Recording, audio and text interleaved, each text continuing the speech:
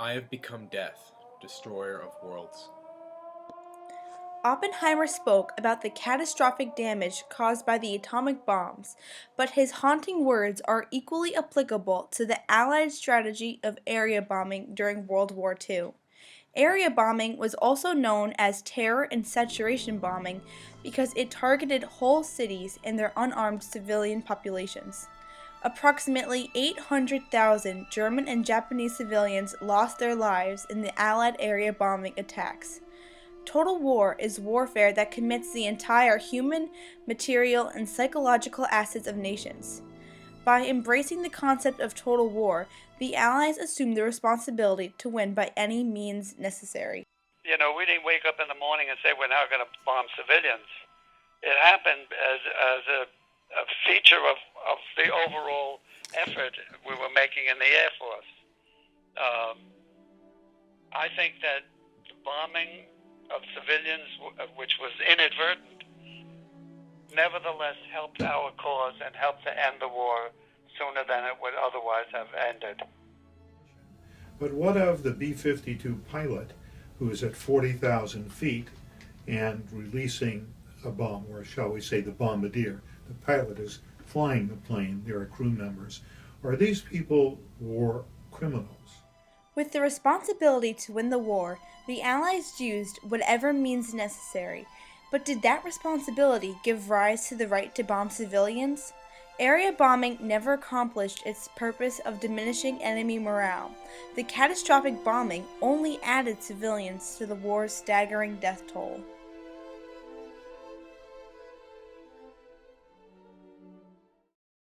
Making their debut in World War I, airplanes were mainly used for reconnaissance. But by 1915, aerial bombing of civilian centers began. After German Zeppelins bombed London, British planes retaliated against sites in Germany. The value of targeting civilians became clear, especially to Italian General Giulio Douhet.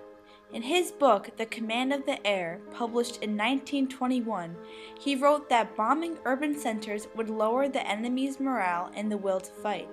Douhet wrote, A complete breakdown of the social structure cannot but take place in a country subjected to this kind of merciless pounding from the air. The time would soon come when, to put an end to the horror and suffering, the people themselves would rise up and demand an end to the war. Hugh Trenchard, commander of the newly established Royal Air Force from 1918 to 1930, adopted this theory and implemented it into RAF policy. The British believed that since the Germans had targeted their own civilian centers, that they were entitled to do likewise.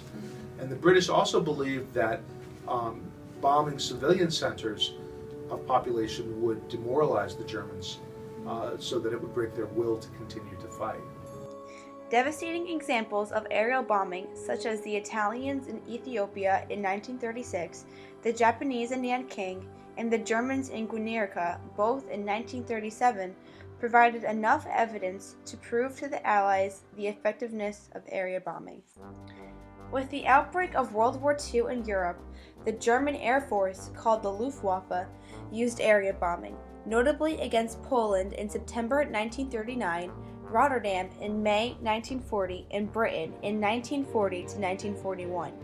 Directly as a result of the Rotterdam attack, the RAF began their first area bombing raids in western Germany with little success. In February 1942, the RAF Air Staff issued a directive to the incoming Chief of the Bomber Command, Arthur Harris. It said, The primary object of your operations should now be focused on the morale of the enemy civil population.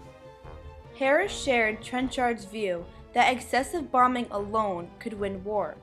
He organized his first major bombing raid, called the Thousand Bomber Raid, against Cologne on May 30th, 1942. This would be the first of many major bombing campaigns against German cities, with the next biggest raid against Hamburg in the summer of 1943.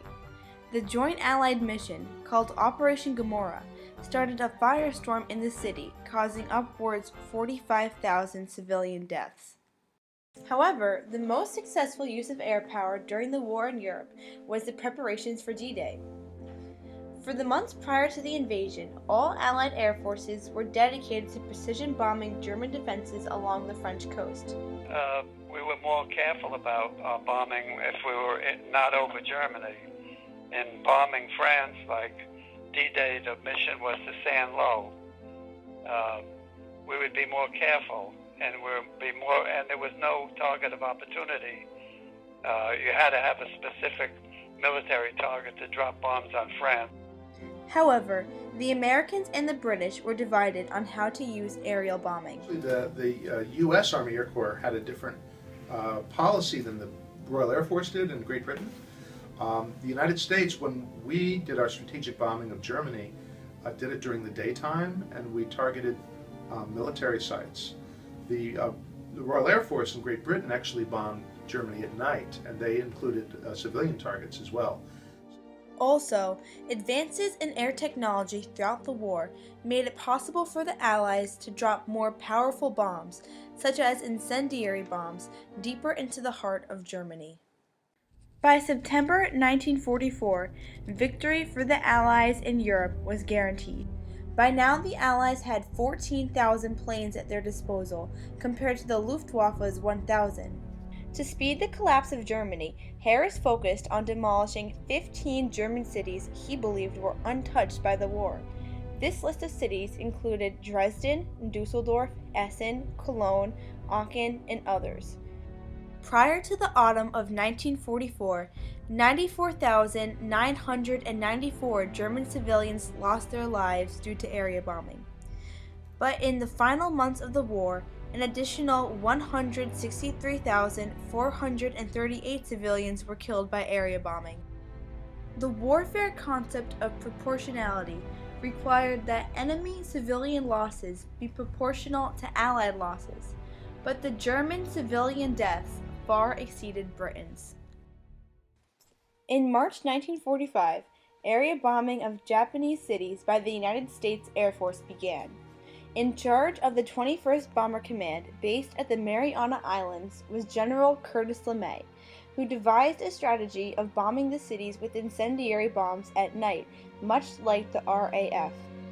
Using the new B-29 superfortresses, the 21st Bomber Command first raided Tokyo, where a firestorm started that killed upwards 90,000 civilians, more than each atomic bomb. Also hit were Nagoya, Osaka, and Kobe. The culmination of area bombing in the war was the dropping of atomic bombs on Hiroshima and Nagasaki in early August 1945. Altogether, approximately 106,000 people were killed instantly. A survivor of Hiroshima described the devastation.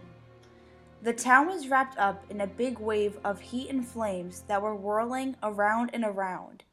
Dead people were everywhere, and throughout the town was the echo of people moaning. It sounded like an animal shelter. The rationale given for dropping the nuclear bombs was that it would save the estimated 1 million American lives that would be lost in an invasion of the Japanese home islands, but racism and propaganda played a role as well. Area bombing has been used consistently since World War II. During the Vietnam War, more bombs were dropped on Vietnam than all of the bombs dropped on Germany. Today's drone attacks in the Middle East are an extension of area bombing as well. In 1944, Secretary of War Henry Stimson established the United States Strategic Bombing Survey to analyze the effects of strategic bombing in the war. The survey found that the strategic bombing of ammunition factories and oil refineries greatly contributed to the downfall of the enemy. In fact, by November 1944, the German oil supply was almost completely exhausted, leaving airplanes grounded and panzer units stuck in their tracks. But the survey's morale division found that area terror bombing did not lower the will of the enemy to fight. In total war, the Allies' responsibility to win a total victory gave them the right to use whatever military means necessary. But since area bombing never accomplished its purpose, the practice only increased civilian casualties and commenced a frightening new aspect of modern warfare.